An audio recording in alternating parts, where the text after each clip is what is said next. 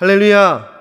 네, 오늘 말씀을 통해 여러분의 삶 가운데 잔잔한 변화가 일어나고 그 변화의 파도가 여러분의 인생 가운데 일어나서 오늘 말씀을 통하여서 더욱 주님 안에서 성장하고 성숙하며 나아갈 수 있는 저와 여러분 모두가 될 수 있길 간절히 소망합니다.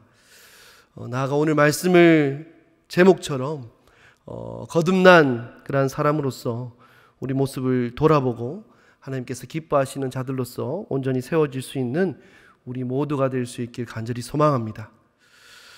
우리 모두는 거듭난 사람들입니다. 믿으십니까? 거듭난 사람들 맞으십니까? 네. 그렇다면 우리는 진정 우리의 인생 가운데서 거듭난 자로서의 삶에 합당한 삶을 살아가고 있다고 여러분은 확신하십니까? 여러분은 자신 있게 그렇다고 대답하실 수 있으십니까? 우리가 예수님을 믿지만 믿는다고 말만 할 뿐 진정으로 내 삶의 주인으로 고백하지 않고 나 스스로를 내 인생의 주인으로 생각하며 삶의 자리에서도 그렇게 살아간다면 그 사람은 거듭난 사람이다라고 말할 수 없을 것입니다. 30년, 40년, 50년 긴 세월을 교회에 다닌다고 해도 그 안에 예수님을 주인으로 고백하고 그 고백대로 살아가지 않는다면 오랜 세월 신앙생활을 했다 할지라도 그의 영혼은 아직도 엄마 뱃속에 있는 태아와 같을 뿐입니다. 아직 태어나지도 않은, 거듭나지 않은 사람일 뿐이라는 것입니다. 많은 사람들이 교회를 다닙니다. 예수님을 내 삶의 주인이라고 고백합니다. 또 삶 속에서 그렇게 살아가겠다라고 이야기합니다. 하지만 안타깝게도 삶 속에서 그렇게 살아가는 사람들은 그렇게 많지 않은 것 같습니다. 예수님을 자신의 주인으로 고백하는 사람들 가운데 실제로 그 고백과 같은 삶을 살아내는 사람은 소수에 불과합니다. 그래서 예전 빌리그리암 목사님은 교회 밖에 예수님을 안 믿는 사람도 많지만 교회 안에도 그에 못지않게 예수님을 믿지 않은 사람이 많다라는 이야기를 하셨습니다. 그렇기 때문에 우리는 이 시간 우리 스스로에게 한번 질문을 던져 보아야겠습니다. 과연 나는 진정으로 예수님을 나의 인생의 주인으로 모시고 살아가고 있는가? 오랜 세월 교회를 다녔지만 진정 거듭난 인생으로서 내 삶을 살아가고 있느냐? 그렇게 살아가고 있는지 우리는 우리 스스로를 한번 생각해 보아야겠습니다. 예수님을 믿는다라는 게 무엇이겠습니까? 예수님을 믿는다는 건 예수님을 인정한다라는 것입니다. 나아가 내 모든 것, 내 모든 소유와 내 생명까지도 아낌없이 우리의 주인 되신 예수 그리스도의 뜻이라면 내려놓을 수 있는 것. 이것이 참된 성도 그리스도인의 모습일 것입니다. 100세 얻은 아들을 하나님의 명령에 따라 제물로 바쳐야 했던 인물이 있습니다. 누구입니까? 아브라함입니다. 그가 어떻게 그 귀한 아들을 주님의 명령에 따라 바칠 수 있었을까요? 그는 진정으로 나의 주인이 바로 하나님이심을 믿었기 때문입니다. 주님이 내 삶의 주인이며 내 삶을 인도하시는 분이심을 믿고 또 그러한 하나님을 그 인생을 통해 수없이 경험함으로 그는 주님의 명령에 온전히 순종할 수 있었던 것입니다. 그렇습니다. 우리가 주님을 진정으로 주님을 믿는다면 나는 내 모든 것을 기꺼이 주님 앞에 맡기어 드릴 수 있다라는 것입니다. 내 모든 소유, 심지어 내 생명까지 말입니다. 오늘 본문의 시작은 그러므로 너희가 그리스도 예수를 주로 받았으니라고 시작하고 있습니다. 이 문장은 다음과 같이 이해할 수 있습니다. 너희는 예수 그리스도를 주인으로 섬기는데 그렇다면 너희는 주님 앞에 기꺼이 내 모든 것을 드릴 수 있냐라는 질문입니다. 참된 그리스도인은 자신의 삶을 주님 앞에 맡기며 주님의 뜻에 따라 살아가는 인생입니다. 사도 바울은 오늘 말씀을 시작하면서 현재를 살아가는 우리들에게도 다음과 같은 질문을 던지고 있습니다. 너희는 참된 그리스도인으로서 이 땅을 살아가고 있냐라고 말입니다. 참된 그리스도인 곧 내 삶의 주인이 내가 아닌 바로 하나님이라는 사실을 믿고 주님 앞에 삶의 그 모든 것들을 기꺼이 드릴 수 있는 그러한 삶을 살아가고 있냐라고 우리에게 묻고 있습니다. 그 질문 앞에 저와 여러분은 어떻게 대답하시겠습니까? 바라기는 저와 여러분 모두가 진정 그리스도가 주인된 인생을 살아나갈 수 있길 간절히 소망합니다. 단순히 오랜 세월 교회를 다녔다고 구원을 보장해 주지도 주님께 인정받는 사람이 되지도 않습니다. 주님의 마음에 합한 인생, 다른 누구보다 하나님께 인정받는, 하나님께 기쁨이 되는 그리스도인, 거듭난 하나님의 백성으로서 살아나갈 수 있는 저와 여러분 산성의 모든 성도들 될 수 있길 간절히 소망합니다. 사도 바울은 오늘 본문 말씀을 통해 거듭난 그리스도인들이 살아가야 할 삶의 모습을 이야기하고 있습니다. 거듭난 그리스도인이 살아가야 할 삶의 태도, 그 첫 번째는 그리스도 안에 걸어가야 한다라는 것입니다. 본문 6절 말씀 우리 함께 다 같이 읽어보았으면 좋겠습니다. 본문 6절 말씀 우리 다 함께 한 목소리 읽어보겠습니다. 시작. 그러므로 너희가 그리스도 예수를 주로 받았으니 그 안에서 행하되. 아멘. 여기서 행하다라는 이 단어는 걸어간다라는 의미를 가지고 있습니다. 다시 말해서 너희가 그리스도 예수를 주인으로 모시고 산다라는 건 곧 예수 그리스도 안에서 걸어간다라는 것을 의미합니다. 그렇다면 그리스도 안에서 걸어간다라는 것은 무슨 뜻이겠습니까? 이것을 세 가지로 이해할 수 있습니다. 첫 번째는 앞서가신 예수님을 따라가는 것이고, 두 번째는 곁에 계신 예수님과 함께 걸어가는 것이고, 세 번째는 뒤에서 밀어주시는 그 예수님을 의지하며 걸어가는 것입니다. 먼저 그리스도 안에 걸어간다는 것 첫 번째 의미는 바로 우리보다 앞서가신 그 예수님을 따라가는 것입니다. 여러분, 만약 눈 덮인 산길을 올라가야 한다면 우리는 어떻게 이 길을 가장 안전하게 올라갈 수 있을까요? 여러분, 눈길을 걸어보셨습니까? 네, 부산에 사시니까 뭐 다들 이렇게 표정이 예. 저도 부산에서 계속 쭉 크고 자랐거든요. 근데 저기 강원도 가니까 정말 눈이 많이 오더라고요. 눈길을 걸어보면 어떻게 걸어가는 것이 가장 안전한 길인지 알 수 있습니다. 바로 내 앞에 걸어갔던 사람의 그 발자국을 따라 걸어가는 것, 그것이 가장 안전하게 그 길을 걸어가는 방법입니다. 마찬가지입니다. 눈 내리는 산길을 등산할 때 아무 곳이나 밟고 올라가면 사고의 위험이 커집니다. 나보다 먼저 앞서갔던 사람들이 밟고 갔던 길, 닦아놓은 길을 따라 걸어가야 합니다. 그것이 가장 안전한 길이고 등반하는 가장 확실한 방법인 것입니다. 신앙생활 역시도 마찬가지입니다. 아무리 처음 가보는 산이라도 닦여 있는 길만 계속 따라가면 길을 잃을 염려는 전혀 없습니다. 사고의 위험도 줄어듭니다. 생명의 길을 가장 먼저 걸어가신 예수 그리스도께서 가신 길을 따라가는 것이 우리 신앙의 여정에 가장 안전하고 확실한 길인 것입니다. 우리는 예수님께서 어떤 길을 가셨는지 말씀을 통해 배우게 됩니다. 우리는 하나님의 말씀을 통해 예수님이 어떠한 루트를 밟고 믿음의 길을 걸어가셨는지 배우게 됩니다. 그리고 배운 말씀대로 예수님을 따라 걸어갈 때에 우리는 예수 그리스도를 닮아가는 놀라운 은혜를 경험하게 됩니다. 답답한 도시 속에 갇혀 살다가 여유를 내서 한번 산에 올라가 보시길 바랍니다. 산에 오르면 사방이 뻥 뚫려 있고 파란 하늘과 저 밑에 세상을 바라보게 됩니다.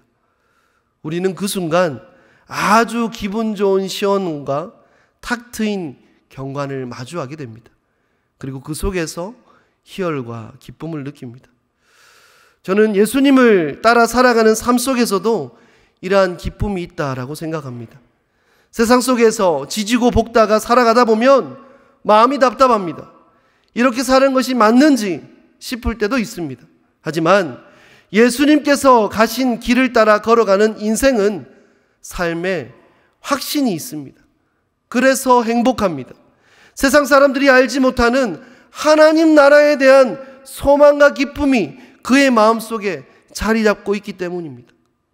사도 바울은 그리스도 안에서 걸어가라라고 우리에게 말해주고 있습니다.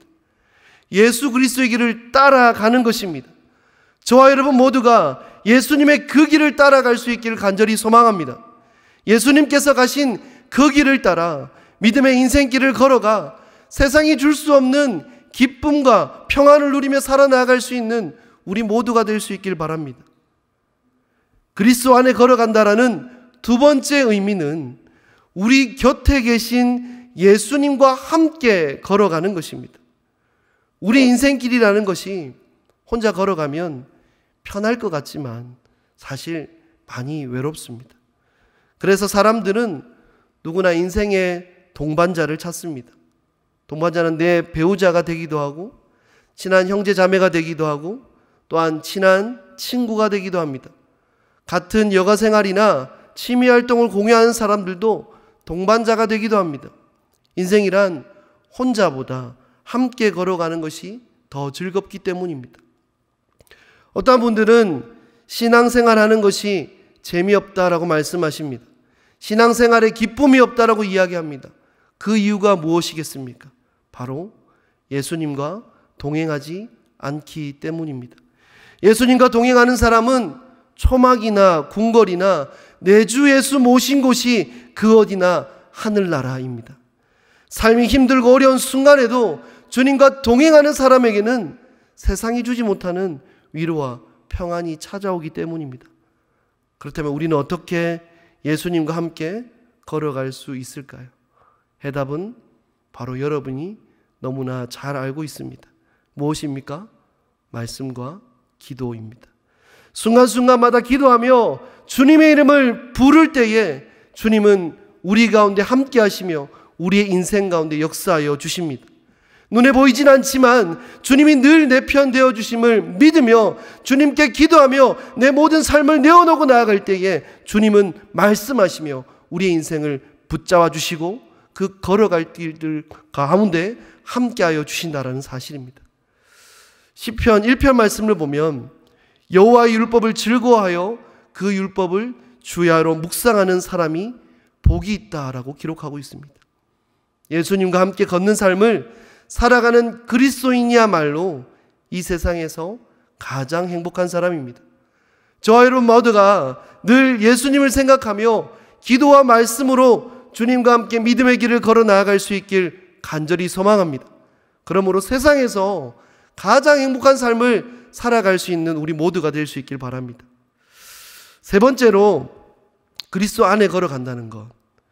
첫 번째, 앞에 계신 예수님을 따라가는 것. 두 번째, 나와 함께 하신 그 예수님과 함께 걸어가는 것.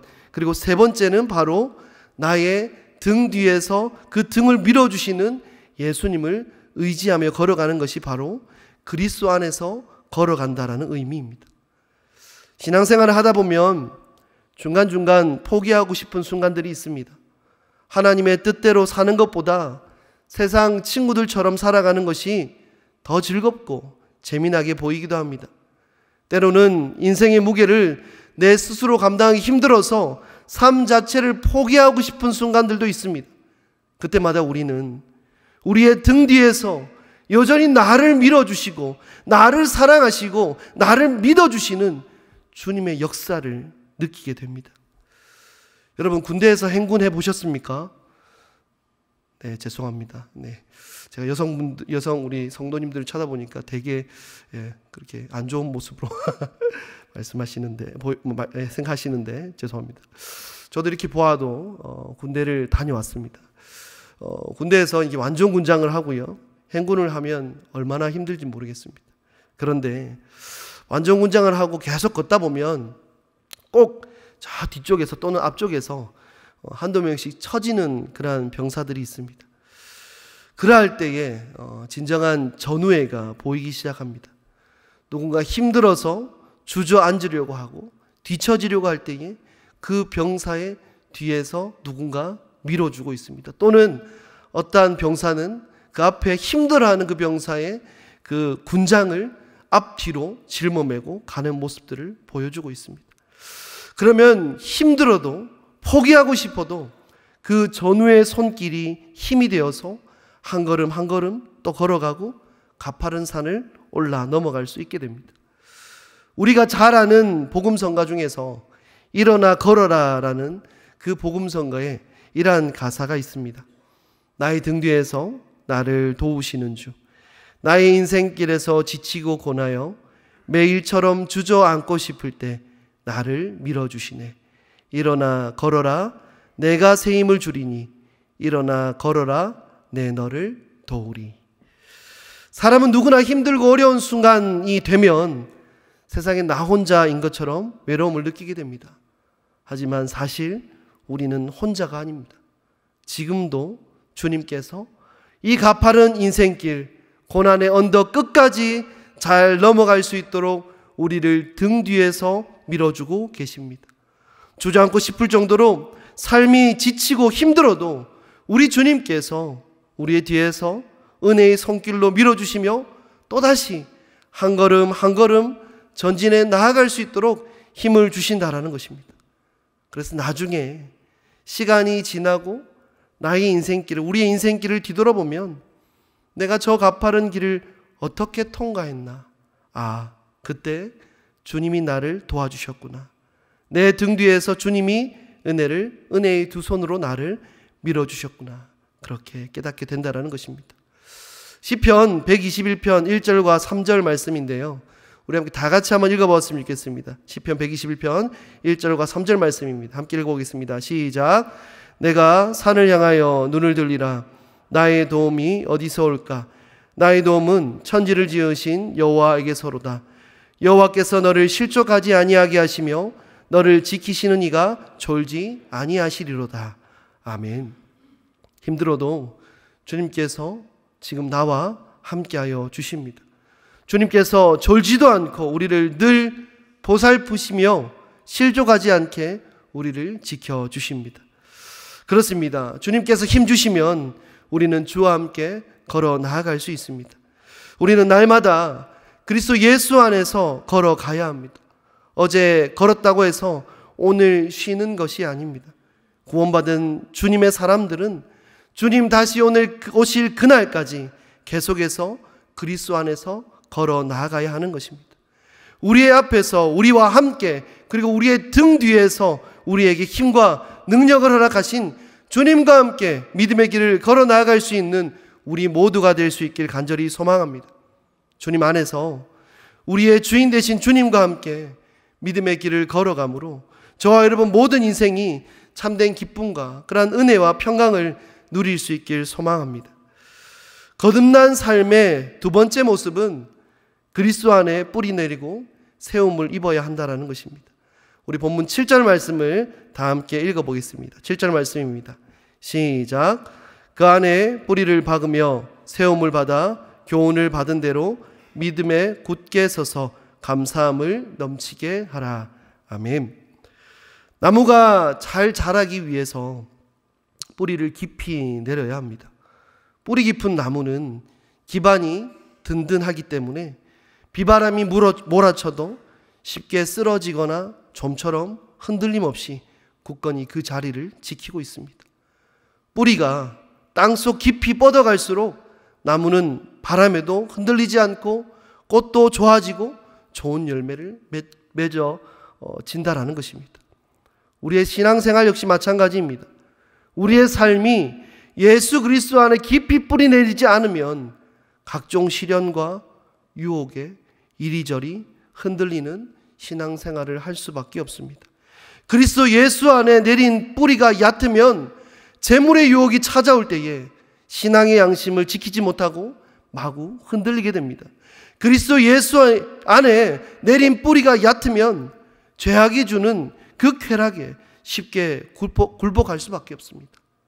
그리스도 예수 안에 뿌리가 얕으면 예수님이 내 삶의 공급자 되심을 신뢰하지 못하고 세상 근심에 빠져서 결국 믿음의 열매를 맺지 못한다라는 것입니다.